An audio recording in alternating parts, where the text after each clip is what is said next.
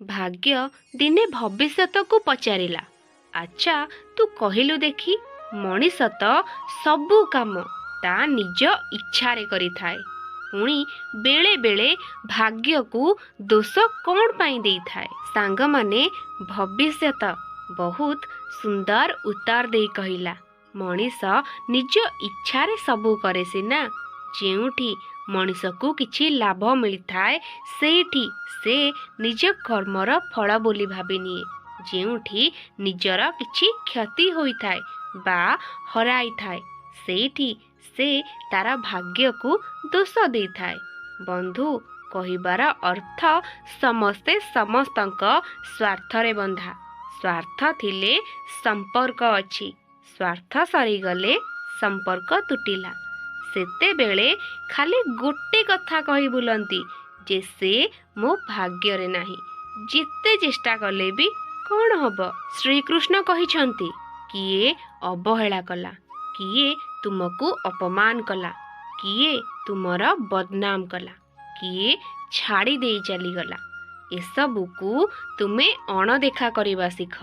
ଏଇ ଛୋଟ ଛୋଟ କଥା ଗୁଡ଼ିକ ହିଁ ମଣିଷ ଭିତରୁ ତାର ସବୁ ସୁଖ ଛଡ଼େଇ ନେଇଥାଏ। ବନ୍ଧୁଗଣ, କ୍ଷୀରକୁ ଦୁଃଖ ଦେଲା ପରେ ଦହି ତିଆରି ହୁଏ। ଦହିକୁ କଷ୍ଟ ଦେଲା ପରେ ଲହୁଣୀ ତିଆରି ହୁଏ। ଲହୁଣୀକୁ ମଧ୍ୟ କଷ୍ଟ ଦେଲା ପରେ ଘିଅ ତିଆରି ହୁଏ। ଏଠାରେ ତୁଳନା କରି ଦେଖନ୍ତୁ, କ୍ଷୀରଠାରୁ ମହଙ୍ଗା ଦହି, ଦହିଠାରୁ ମହଙ୍ଗା ଲହୁଣୀ, ଆଉ ଲହୁଣୀଠାରୁ ମହଙ୍ଗା ଘିଅ ଅଟେ। କିନ୍ତୁ ସମସ୍ତଙ୍କ ରଙ୍ଗ ଏକାପରି ଧଳା ଅଟେ। ଏହାର ଅର୍ଥ ହେଉଛି ବାରମ୍ବାର ଜୀବନରେ ଦୁଃଖ କଷ୍ଟ ଆସିଲା ପରେ ମଧ୍ୟ ଯେଉଁ ବ୍ୟକ୍ତି ନିଜର ରଙ୍ଗ ବଦଳାଏ ନାହିଁ, ସମାଜରେ ସେହି ବ୍ୟକ୍ତିଙ୍କ ମୂଲ୍ୟ ନିଶ୍ଚିନ୍ତ ବଢ଼ିଥାଏ। ବନ୍ଧୁଗଣ, ଶ୍ରୀକୃଷ୍ଣ କହିଛନ୍ତି, ସମୟ ବଡ଼ ବଳବାନ। ମଣିଷ ଧନରେ ଯେତେ ବଡ଼ ହେଲେ ଯଦି ନିଜର ମାନସିକତାକୁ ନେଇ ଗର୍ବ କରିବ, ତେବେ ସମୟ ଆସିବ ସେ ଆପେ ତଳକୁ ଖସିଯିବ। ସମାଜରେ ଏମିତି କିଛି ଲୋକ ଅଛନ୍ତି, ସେମାନେ ନିଜ ପତନ ସମୟ ପରେ ଯଦି କାହାର ସାହାଯ୍ୟ ସହଯୋଗ ପାଇ ଊର୍ଦ୍ଧ୍ୱକୁ ଉଠିଲା ପରେ ଅତୀତ ଅବସ୍ଥାକୁ ଭୁଲି ନିଜକୁ ଅତି ଚତୁର ଭାବେ ଆଉ ନିଜର ଅହଙ୍କାର ପ୍ରକାଶ କରେ, ତେବେ ସମୟ ତାର ସବୁ ଅହଙ୍କାର ଭାଙ୍ଗି ଚୁରମାର କରିଦିଏ।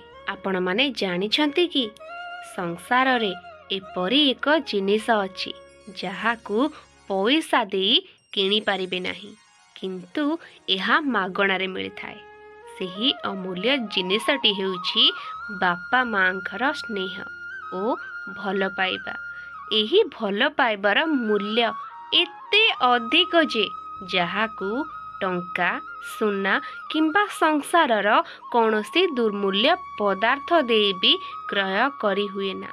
ଏହା କେବଳ ଅନୁଭବୀ ଲୋକ ହିଁ ଜାଣିପାରେ।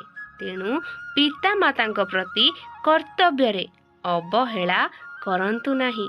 ମନେ ରଖିବେ, ଅମୂଲ୍ୟ ସମ୍ପର୍କର ତୁଳନା କେବେ ବି ପଇସା ସହିତ କରାଯାଇପାରେ ନାହିଁ। ପଇସା 2 ଦିନ କାମରେ ଆସିବ, କିନ୍ତୁ ସମ୍ପର୍କ ଜୀବନ ସାରା କାମରେ ଆସିବ।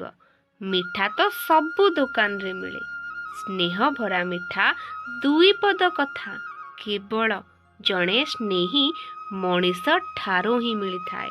ଆପଣମାନେ ଜାଣିଛନ୍ତି କି, ସ୍ୱର୍ଗରେ ସବୁ କିଛି ଅଛି କିନ୍ତୁ ମୃତ୍ୟୁ ନାହିଁ।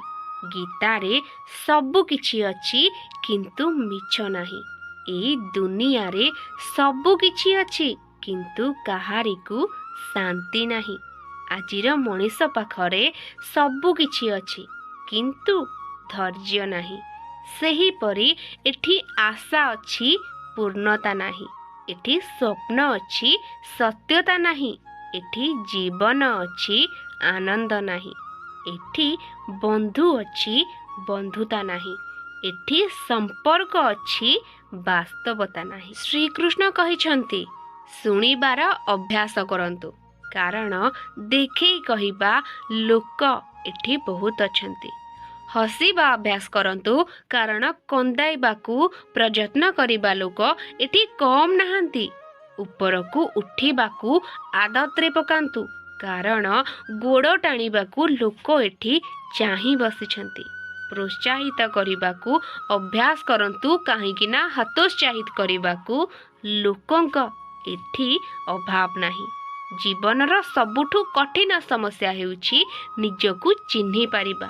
ସେତିକି କରନ୍ତୁ ଆଉ ଆଗେଇ ଚାଲନ୍ତୁ। ବନ୍ଧୁଗଣ, ଯୌବନ ଉପରେ ଅଧିକ ଗର୍ବ କର ନାହିଁ, କାରଣ ଯୌବନ କ୍ଷଣସ୍ଥାୟୀ। କାନରେ ବଧିରପଣ ଆସିବା ପୂର୍ବରୁ ଯାହା ଶ୍ରବଣ ଯୋଗ୍ୟ ତାହା ଶୁଣିନିଅ। ଗୋଡ଼ ଚାଲିବା ବନ୍ଦ ହେବା ପୂର୍ବରୁ ତୀର୍ଥଯାତ୍ରା କରିନିଅ। ଆଖିରେ ଅନ୍ଧାରପଣ ଆସିବା ପୂର୍ବରୁ ନିଜେ କରିଥିବା ଭୁଲକୁ ସୁଧାରି ନିଅ।